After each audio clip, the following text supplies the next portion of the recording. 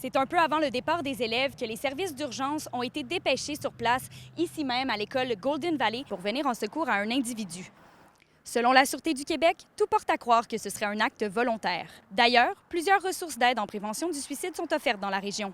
C'est le cas de l'organisme Besoin d'aide qui offre une ligne d'intervention disponible 24 heures sur 24, 7 jours sur 7.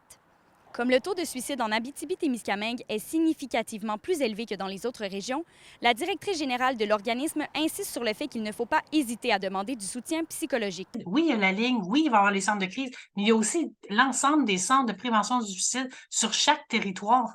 Fait que donc, il faut vraiment demander de l'aide parce que la problématique majeure, elle se situe à ce niveau.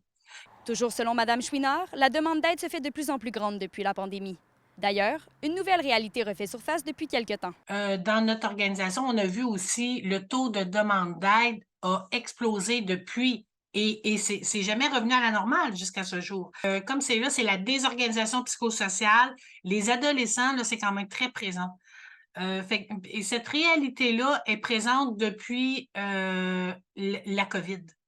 Fait que ce qu'on se rend compte, on se rend compte que les mesures qui ont été prises en lien avec la COVID et là, naturellement, on n'est pas en train de dire, le gouvernement ne devait pas faire ça, mais c'est vraiment juste pour, venir équilibrer, de dire les mesures, ils ont un impact aussi, puis ils ont un impact sur tout l'aspect psychosocial de l'individu.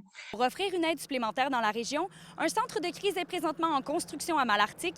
L'ouverture est prévue fin janvier. Kémilia La Liberté, RNC Nouvelles, à Val-d'Or.